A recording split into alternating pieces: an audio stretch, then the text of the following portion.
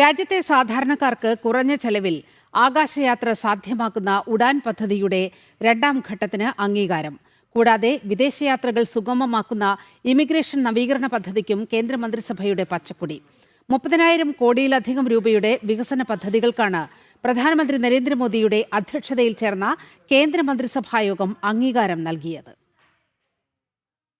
ചെറിയ നഗരങ്ങളെയും ഉൾനാടൻ പ്രദേശങ്ങളെയും വിമാന സർവീസുകൾ വഴി ബന്ധിപ്പിക്കുന്ന ഉഡാൻ പദ്ധതി അടുത്ത 10 വർഷത്തേക്ക് കൂടി നീട്ടി. 28,840 കോടി രൂപയാണ് ഇതിനായി വകയിരുത്തിയത്. നിലവിലുള്ള എയർ സ്ട്രിപ്പുകൾ വികസിപ്പിച്ച് 100 പുതിയ വിമാനത്താവളങ്ങൾ കൂടി നിർമ്മിക്കും. മലയോര മേഖലകൾക്കും ദ്വീപുകൾക്കുമായി 200 അത്യാധുനിക ഹെലിപ്പാഡുകൾ സ്ഥാപിക്കും. സാധാരണക്കാർക്ക് താങ്ങാവുന്ന ടിക്കറ്റ് നിരക്ക് ഉറപ്പാക്കാൻ വിമാന കമ്പനികൾക്ക് സബ്സിഡി നൽകുന്നത് തുടരും. ഇതിനു പുറമെ വിസ, എമിഗ്രേഷൻ നടപടികൾ കൂടുതൽ വേഗത്തിലാക്കാനായി 1,800 കോടി രൂപയുടെ IVFRT പദ്ധതിക്ക് 2031 വരെ അംഗീകാരം നൽകി. വിമാനത്താവളങ്ങളിലെ ഇമിഗ്രേഷൻ സമയം 30 സെക്കൻഡിലേക്ക് ചുരുക്കാൻ ലക്ഷ്യമിടുന്ന ഗേറ്റുകൾ കൂടുതലായി വ്യാപിപ്പിക്കും.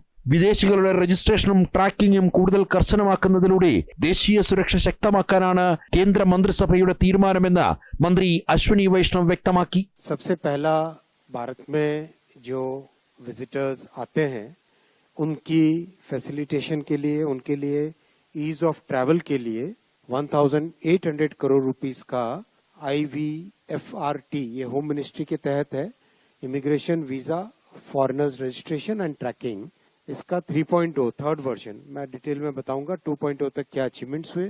दूसरा बड़ा हुआ 28,840 करोड़ के सैंक्शन से मॉडिफाइड उड़ान स्कीम सैंक्शन हुई.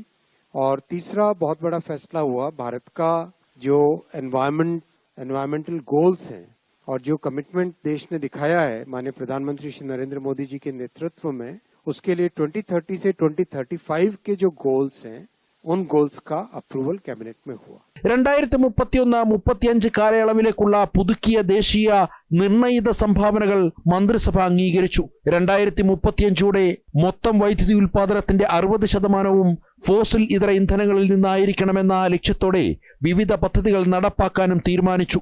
ജനം, ഡൽഹി.